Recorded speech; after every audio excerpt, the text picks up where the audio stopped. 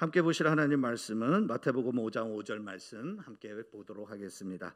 우리 같이 함께 합독으로 함께 마태복음 5장 5절 한 목소리로 같이 우리 합독을 하도록 하겠습니다.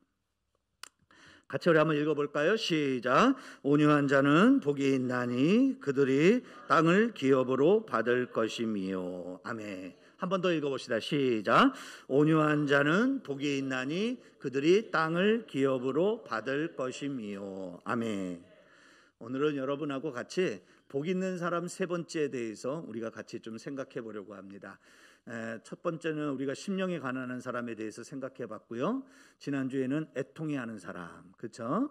그것이 무엇인지, 어떤 복이 있는지 우리가 살펴봤는데, 오늘은 그 세 번째 시간으로 온유한 자가 복이 있다라고 하시는 이 말씀을 가지고 오늘 우리가 말씀을 같이 생각해 보려고 합니다.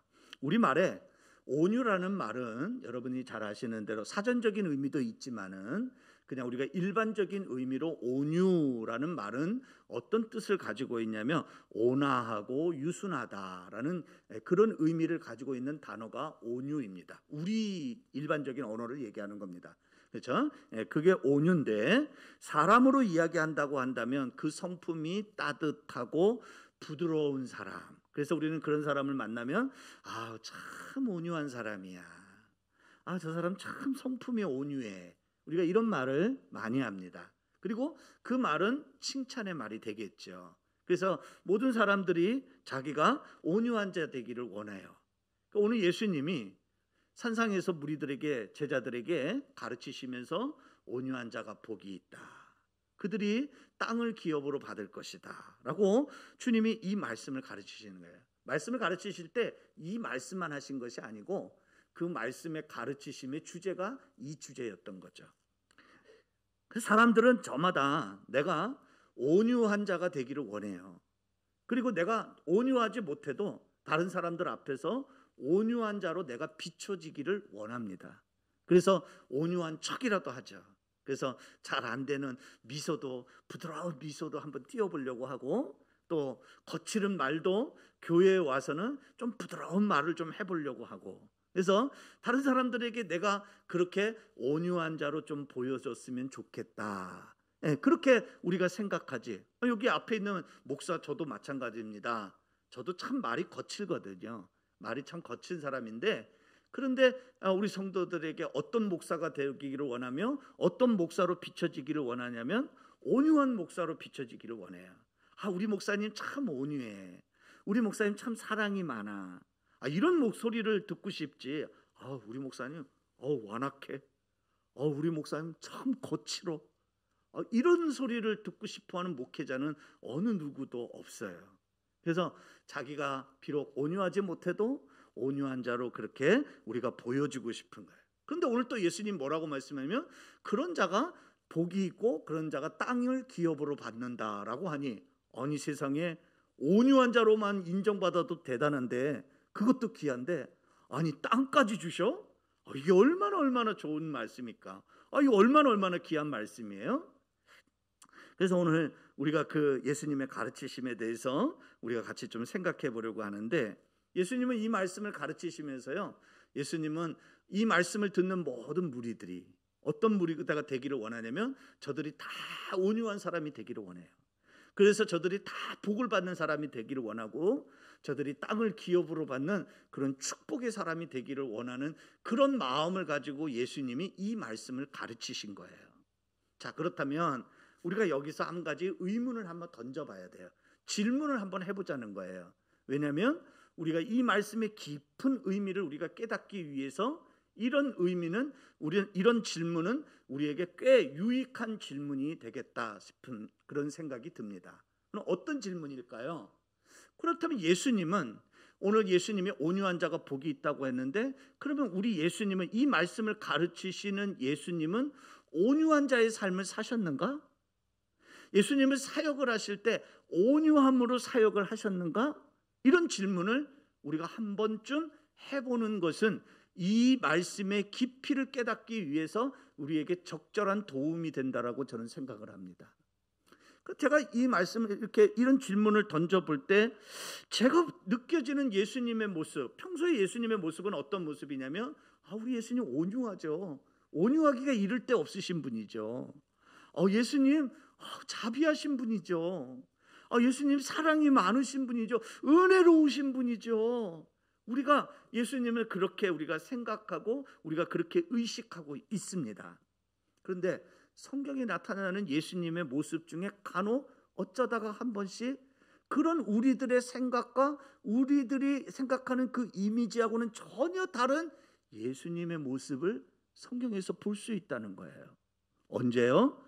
특히 바리새인이나 대제사장들과 같은 백성들을 잘못된 길로 이끌어가는 종교 지도자들을 대할 때, 그들을 대할 때의 예수님의 모습은 우리가 일반적으로 생각하는 예수님의 모습과는 전혀 다른 모습이더라고요.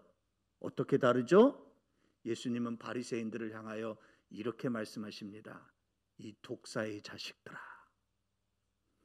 제가 지금 이렇게 얘기했지만 예수님이 현장에서 이 말씀을 하실 때는 훨씬 더 강도가 높은 악센트를 동원해서 그들을 향하여 얘기했을 거예요. 이 독사의 자식들아. 오늘 성경에서는 그렇게 표현이 되고 있지만 우리 문화권에서 이 말을 다른 말로 번역을 한다면 똑같은 동의어로 쓰여질 수 있는 말이 있지요. 그건 우리들이 사용하지 않는 금기시되는 욕입니다. 개 뭐뭐. 그렇죠? 오늘 예수님이 바리새인들을 바라보고 그들을 향하여 내뱉는 말이 어떤 말이냐면 야 이놈이 독사의 자식들아 하면서 그들을 예수님이 지적하고 그들의 잘못을 예수님이 말씀하시는 그 모습을 우리는 복음서 곳곳에서 우리가 볼 수 있습니다. 이건 욕입니다. 욕 중에서도 가장 심한 욕입니다. 이런 예수님의 거친 욕하시는 그 모습, 예수님의 입에서 그런 말이 나올 때 우리는 예수님이 온유하신 분 맞나? 이런 생각이 우리에게 들어야 합니다. 여러분 이것이 의문이 되어야 합니다. 예수님이 성전을 방문하셨어요. 성전에 들어가니까 성전에 아주 기가 막힌 장면이 벌어지고 있는 거예요. 성전은 뭐 하는 곳이냐면 기도하는 곳이에요. 성전은 뭐 하는 곳이냐면 제사 드리는 곳입니다. 그런데 그 성전 안에 기도하는 자들의 모습이 보이지 않고 성전 안에 제사를 준비하기 위해서 거룩하게 청결하게 준비하는 자들의 모습이 보이지 않고 성전들은 난장판이었어요. 무엇이에요? 장사하는 사람들로 가득 차 있는 거예요. 장사하는데 여러 혈안이 되어 있는 사람들로 가득 차 있고 매매하는 소리가 기도 소리가 높아야 될 그 성전 안에 기도 소리는 들리지 아니하고 장사꾼들의 장사하는 소리가 들리는 거죠. 그때 예수님의 모습이 어떤 모습이었어요? 세상 표현으로 꼭지가 돌았어요. 예수님은 그들을 가만히 내버려 두실 수가 없었어요. 그래서 예수님이 채찍으로 노끈으로 채찍을 만들어서 성경에 보니까 그들을 향하여 예수님이 채찍질을 하셨어요. 여러분 그 채찍질이 어떤 채찍질이겠습니까? 부드러운 채찍질이겠습니까? 거친 채찍질이겠습니까? 저는 틀림없이 그 예수님의 모습을 연상해 보면 그 채찍질은 분노에 찬 거친 채찍질이었어요. 그들을 향하여 사정없이 그들을 내쫓으시면서 그들을 향하여 채찍을 내리치시는 예수님의 모습, 그리고 그들이 장사하는 그 상을 예수님은 가만히 내버려 두지 않았어요. 그들을 내쫓으면서 부드러운 목소리로 얘들아 너희들 그냥 나갈 때 그냥 나가지 말고 너희들이 장사하던 이 상과 의자를 가지고 나가렴. 예수님 그렇게 말씀하시지 않았어요? 성경에 보니까 예수님 어쩌면 그들의 상을 둘러 엎으시고 의자를 내리치시면서 그들을 내쫓으시는 예수님의 모습. 여러분 이 모습을 보면 예수님이 과격한 폭력을 서슴없이 사용하시는 예수님이라는 것을 우리가 볼 수 있게 되죠. 그렇다면 이런 예수님의 모습을 보고 우리는 예수님이 온유하신 분이다 라고 그렇게 여러분은 말할 수 있겠습니까? 하나님이 이스라엘의 백성의 지도자였던 모세에게 하나님이 모세에 대해 평가를 이렇게 하셨습니다. 민수기 12장 3절에 보니까 이 사람 모세는 어떤 사람이냐면 온유함이 지면의 모든 사람보다도 더하더라. 다시 말해서 모세는 어떤 사람이냐면 하나님이 인정해 주시기를 세상의 어떤 사람들보다도 가장 온유한 사람, 그 사람이 바로 모세다라고 그렇게 얘기를 하고 있어요. 그럼 진짜 모세가 온유한 사람입니까? 근데 출애굽기에 보면 모세가 전혀 온유함과는 거리가 먼 사람이라는 것을 우리는 알 수 있습니다. 그는 어떤 사람이었습니까? 출애굽기에 보면은 자기 동포를 괴롭히는 관리인을 그 모세가 어떻게 해버려요? 그는 그 자기 동포를 갈취하고 동포에게 폭력을 행하는 그 관리자들을 어떻게 하냐면 그가 그 스스로 자기 힘으로 자기 손으로 그 사람을 처리하는 것을 우리는 성경을 통해서 보지 않습니까? 다시 말해서 더 정확히 쉽게 얘기하면 모세는 어떤 사람이냐면 말보다도 주먹이 먼저 가는 사람이었어요. 우리가 그런 모세를 우리는 온유한 자라고 말할 수 없습니다. 더 가관인 것은 출애굽기 19장에 가서 모세가 시내산으로 올라가요. 하나님이 불러 올리셨어요. 불러 올리신 이유가 뭐예요? 다른 것 없어요. 뭐 때문에 그를 불러 올리셨냐면 그에게 하나님께서 계명을 주시기 위해서. 그래서 준비된 두 돌판에다가 하나님이 친히 계명을 써서 주셨어요. 얼마나 귀한 겁니까? 정말 자손 대대로 여러분 간직하고 보관해야 되는 어떤 골동품보다도 가장 귀한 것 아니겠어요? 여러분 사람이 만든 골동품도 귀한데 하나님이 친히 써주신 돌 계명판, 여러분 이거 얼마나 귀한 가치가 있겠어요. 그런데 모세가 그 산에서 내려오다가 분노가 일어났어요. 아까 말씀드린 대로 꼭지가 돈 거예요. 이스라엘 백성들이, 자기를 기다리던 이스라엘 백성들이 우상을 만들어 놓고 그 우상 앞에서 이게 우리를 인도하시는 하나님이다 그러면서 거기서 춤추고 그들이 거기서 막 기뻐하면서 축제를 벌이고 있는 그 모습을 보니까 그냥 모세가 그냥 눈앞이 캄캄해지는 거예요. 그리고 분노가 치밀어 오르는 거예요. 그래서 그가 하지 말아야 할 일을 하죠. 무슨 일을 해요? 하나님이 주신 그 돌 계명판을 어떻게 해버리죠? 던져버려요. 부서뜨리고 마는 거예요. 여러분 이런 사람이 어떻게 세상에 어떤 지면에 있는 어떤 사람보다도 온유함이 더한 사람, 세상에 어떤 사람보다도 가장 온유한 사람이라고 어떻게 그렇게 말을 할 수 있겠습니까?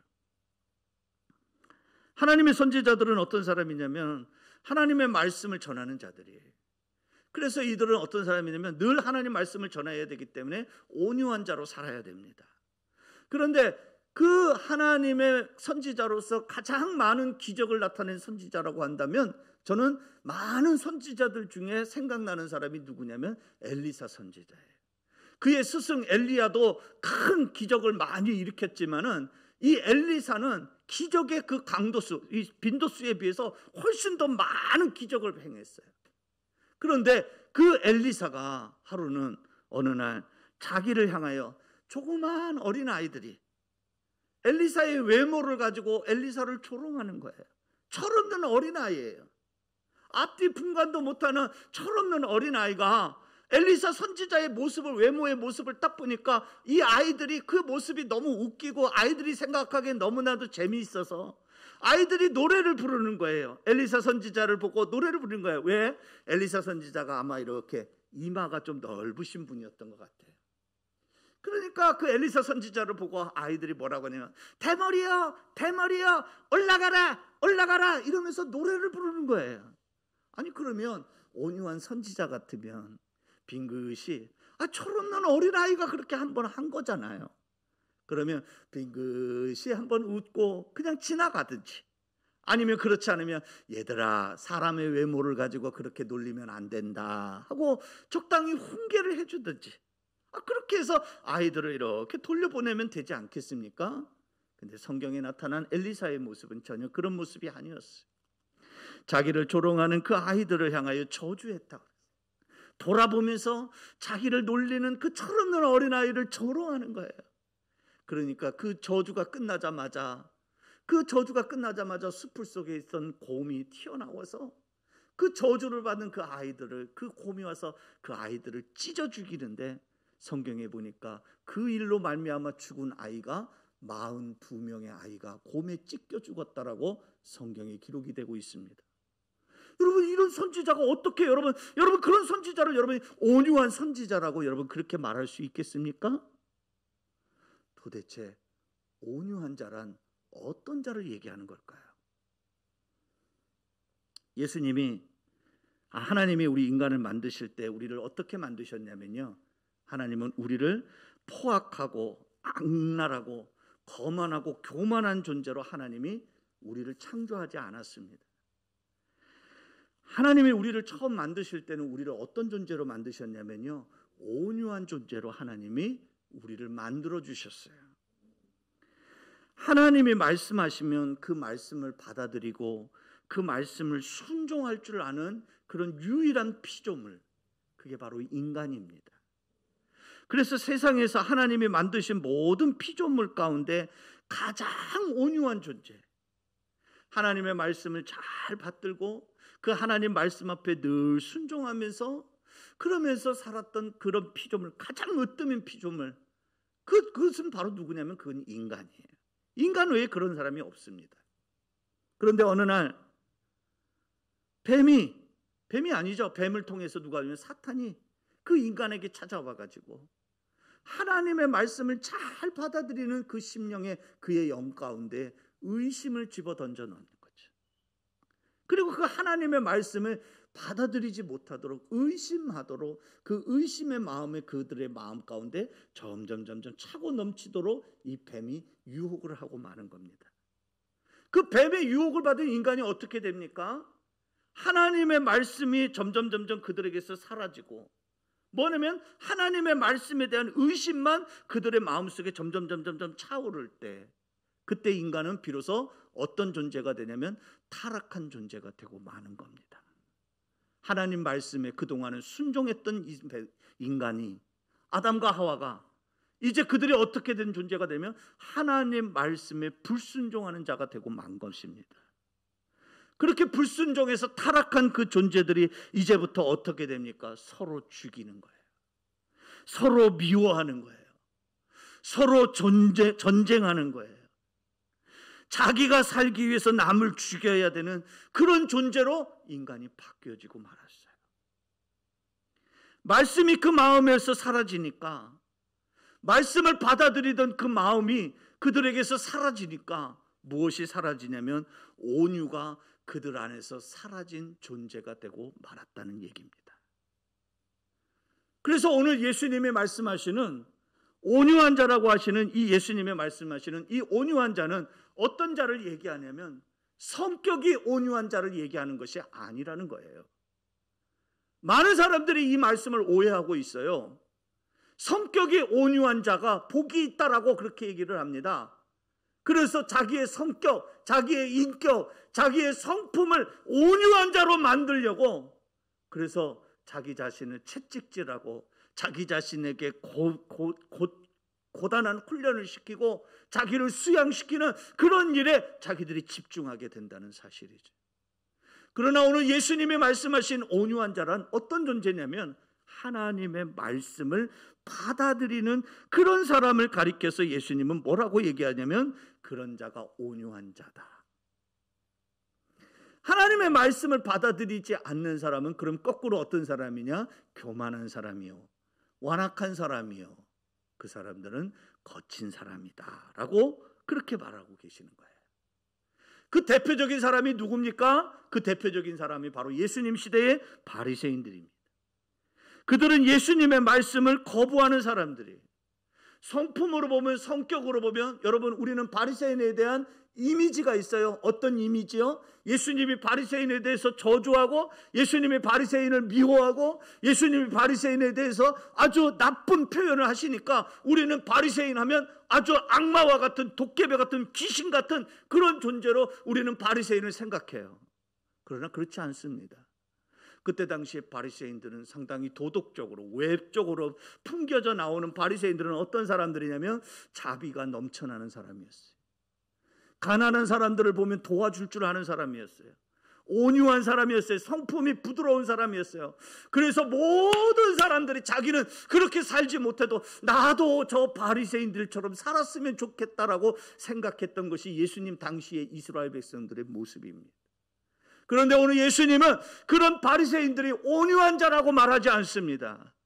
그들이 성격으로 성품으로는 부드럽고 온화한 사람일진 모르지만 저들은 하나님의 말씀을 제대로 알지 못하는 자요, 예수님의 말씀을 거부하는 자이기 때문에 그들은 온유한 자가 아니라 그들은 완악한 자라고 예수님이 말씀하시고, 그들은 거만한 자이며 그들은 절대로 온유한 자가 아니라고 말씀하고 계시는 것입니다.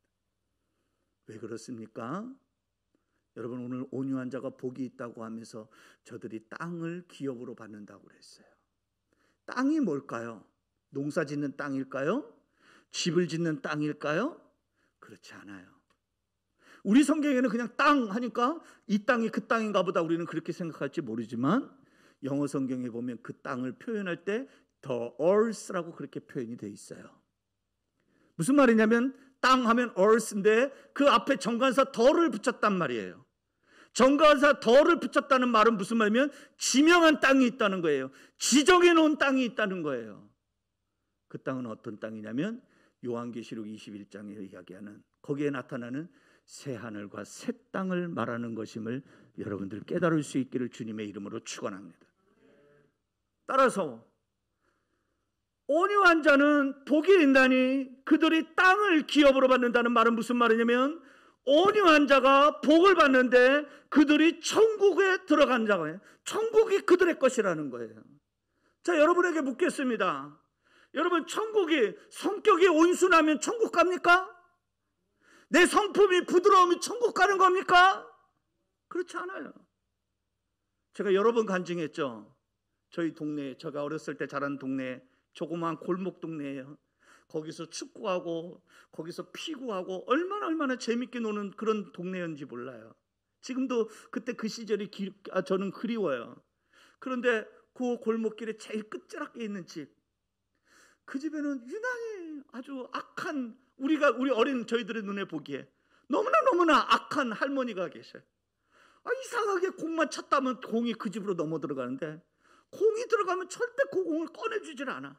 다른 집에서는 그냥 얘들아 창문 깨진다 조심해라 그러면서 공을 순순히 내주시는데 거기는 한번 공이 들어가면 절대 공을 내주질 않아. 그럼 막 욕이란 욕은 얼마나 욕을 많이 먹는지 조그만 아이들이 무서워갖고 감히 초인종도 누르지도 못하고 공을 달라고 말도 못해. 어쩌다가 한 아이가 가서 말을 하면 그 공을 어떻게 하냐면 빵꾸를 뻥 내가지고 그리고 공을 집어 던져내주시는 그런 아주 호랑이 할머니 사람가 계셨어요.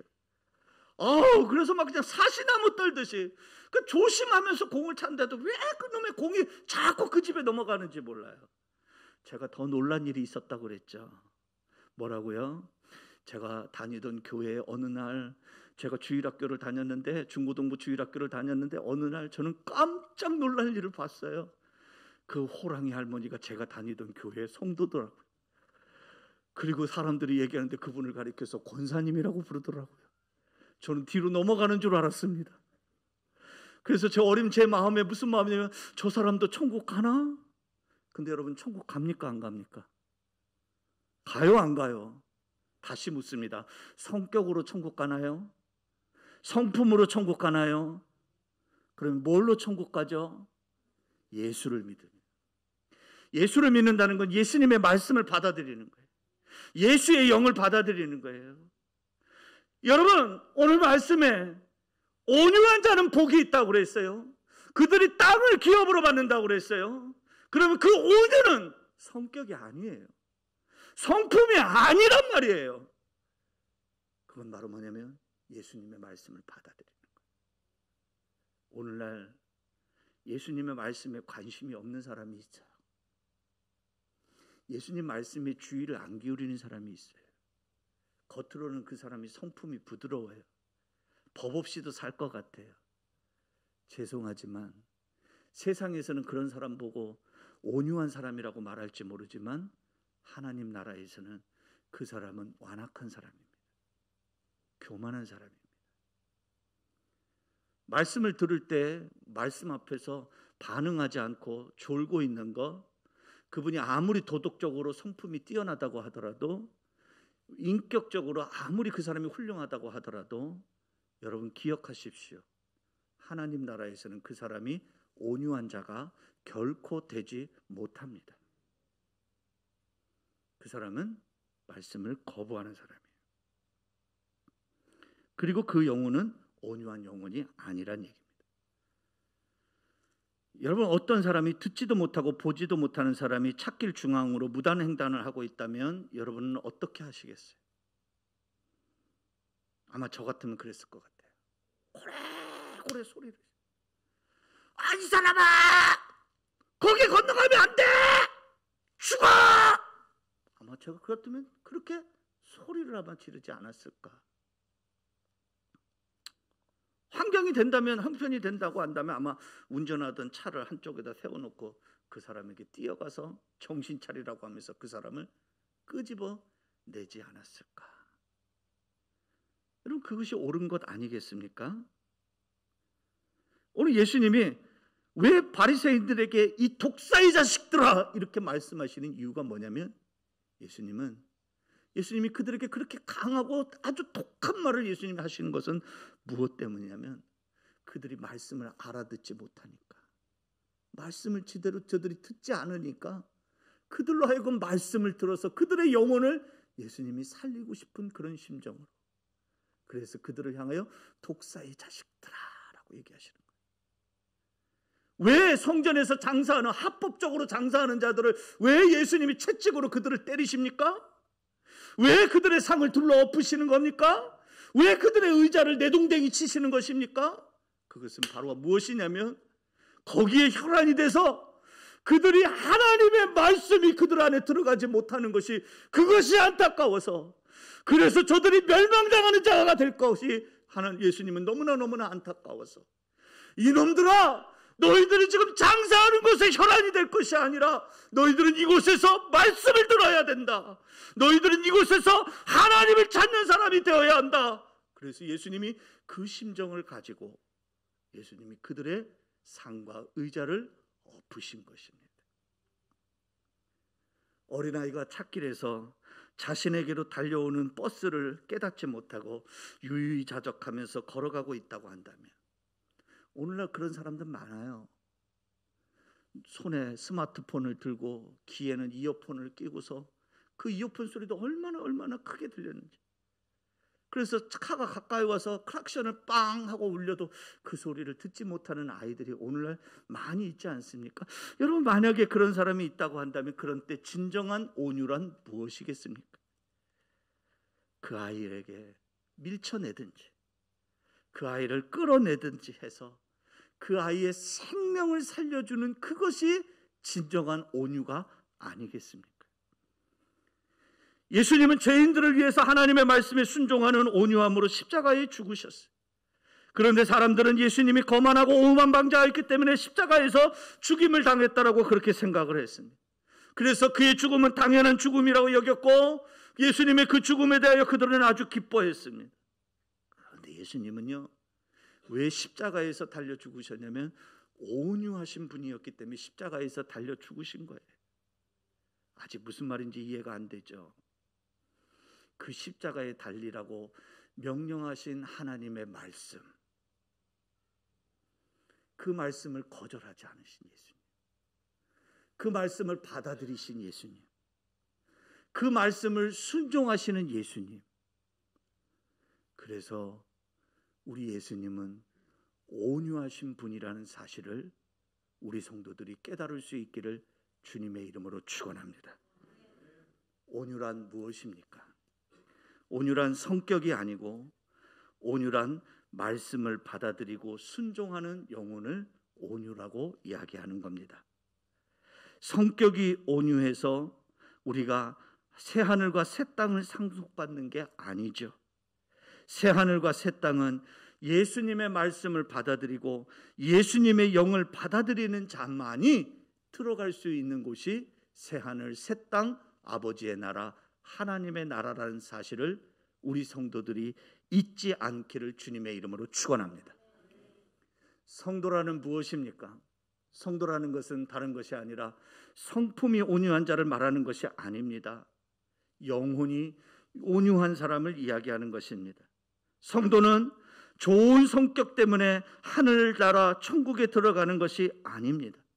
성도는 성격이 부족해도, 인격이 약하고 거칠더라도, 때로는 그 성품이 아주 형편없는 개차반 같은 그런 사람일지라도 그 영혼이 예수님의 말씀을 받아들이고 있다고 한다면 바로 그 사람이 성도라는 이야기입니다.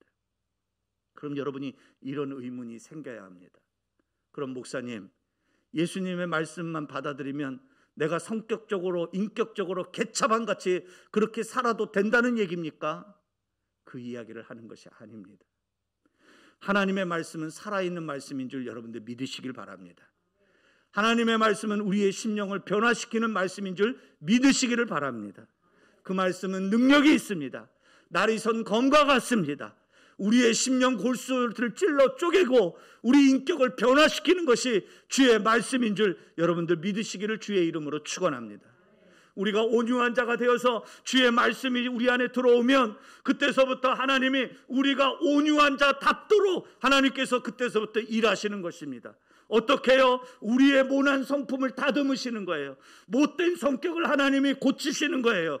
그건 내가 고치는 게 아닙니다. 내가 바꾸는 게 아닙니다. 내 안에 들어오신 예수의 영이, 내 안에 들어오신 예수님의 말씀이 우리를 변화시키고 우리를 바꾸신다는 사실을 우리 성도들이 깨달을 수 있기를 주님의 이름으로 축원합니다. 그래서 여러분들이 교회에 와서 하나님, 나의 이 못된 성격 좀 바꿔주십시오, 이 못된 성품 바꿔주십시오, 그렇게 우리가 기도할 것이 아니라 우리는 순서가 있습니다. 먼저 우리는 뭘 기도해야 되냐면, 하나님, 내가 예수님의 말씀에 귀 기울이는 자가 되게 하여 주옵소서. 예수님의 말씀을 받아들이는 자가 되게 하여 주옵소서. 그러면 내가 온유한 자라고 말씀하셨습니다. 그러면 내 안에 들어온 말씀이, 내 안에 들어오신 예수의 영이 나의 성품을 바꾸어 주시고 내 성격을 바꾸어 주시고 나를 변화시켜 주실 줄로 믿습니다. 여러분, 그렇게 그 믿음을 갖는 올바른 믿음의 성도들이 우리 올리브의 성도들 되기를 주님의 이름으로 축원합니다. 여러분, 다시 말씀드려요. 성품은 내가 바꾸는 게 아니에요. 성격은 내가 바꾸는 게 아니에요. 누가 바꾸신다고요? 예수님이. 뭘로요? 말씀으로. 할렐루야. 그런 온유한 자가 복이 있다는 거예요. 그래서 예수님이 말씀하시죠. 뭐라고요? 나는 마음이 온유하다. 나는 온유한 자라는 거예요. 그래서 예수님이 말씀하세요. 나에게서 배워라. 어떻게 해요? 예수님이 하나님 아버지의 말씀을 온전히 그대로 받아들이는 것처럼 그걸 너희들이 배워라. 그러면 너희도 온유한 자가 된다. 그런 온유한 자에게 내가 오늘 여기 말씀에 보면 너희가 쉼을 얻게 될 것이다. 그리고 마태복음 5장 5절 오늘 우리가 읽었던 그 말씀에 보면 그런 온유한 자가 땅을, 하나님 나라를, 새하늘과 새 땅을 기업으로 받는, 상속받는 축복의 사람, 복 있는 하나님의 사람 된다고 말씀하시는 이 말씀에 여러분의 시선이 머물러 있기를 주의 이름으로 축원합니다. 사랑하는 성도 여러분,